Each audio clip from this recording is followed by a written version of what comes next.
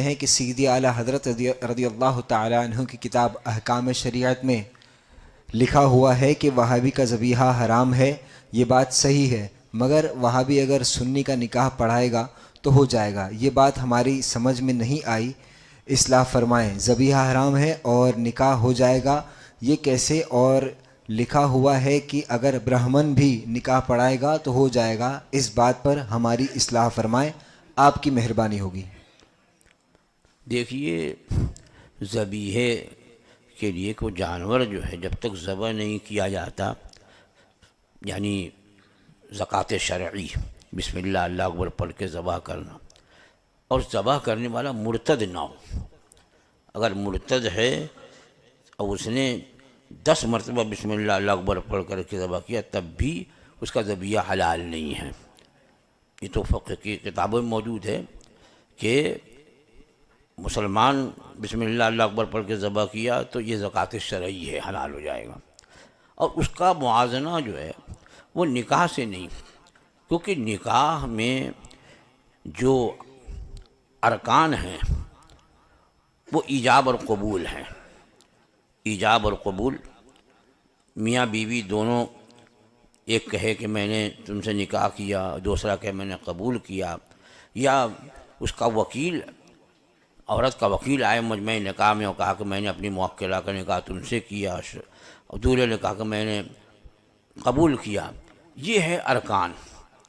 اور وہ جو قاضی ہوتا ہے یا نکاح خواں ہوتا ہے، نکاح پڑھانے والا جو ہوتا ہے، وہ ملقن ہے، وہ تلقین کرتا ہے. وہ تلقین کرتا ہے کہ بھئی تم ایسے کہو، تم ایسے کہو. تو اب تلقین کرنے والا جو ہے وہ معبر محض ہے، اس کا وہ کام نہیں ہے جو ذبیحے والے کا ذبح کرنے والا کام ہے.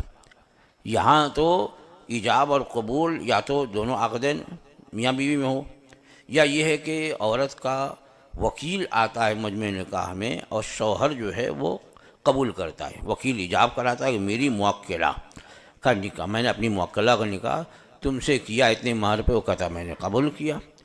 تو وہاں یہ جو ہے کیا کہتے ہیں کہ نکاح پڑھانے والا یہ ملقن ہے، تلقین کرتا ہے. اسی لیے کہا اب کہ اس کو یہ لوگ مومن نہ سمجھ لیں، کہا کہ اگر یہ جو معبر ہوتا ہے، اگر کوئی برہمن ہو، پنڈت ہو، اور وہ بھی آ کر کے دونوں کے وکیل سے یا ایک کے وکیل سے اور ایک اصیل ہے اس سے کہلوائے کہ تم بولو کہ میں نے تم سے نکاح کیا، یہ بولے میں نے قبول کیا، دو گواہ سن رہے ہوں، تو یہ تلقین جو ہے یہ نکاح ہو جائے گا. یہ الگ چیز ہے کہ ان سے اس طرح سے مجلس میں بلانا اور ان سے پڑھوانا یہ جائز نہیں ہے.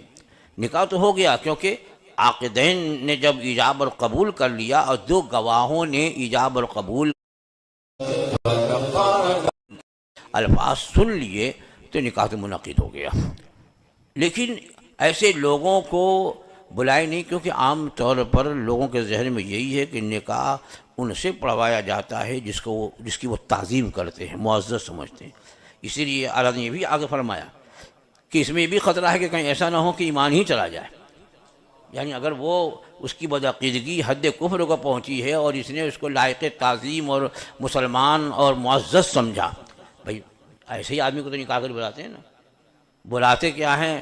بلکہ میں نے تو یہ دیکھا ہے کہ تاریخ نکاح کی کچھ بھی ہو، تاج الشریعت تشریف فرما ہوتے تھے تو لوگ اس قیامگاہ پہ لے کے پہنچ جاتے تھے کہ حضرت پڑھا دیں.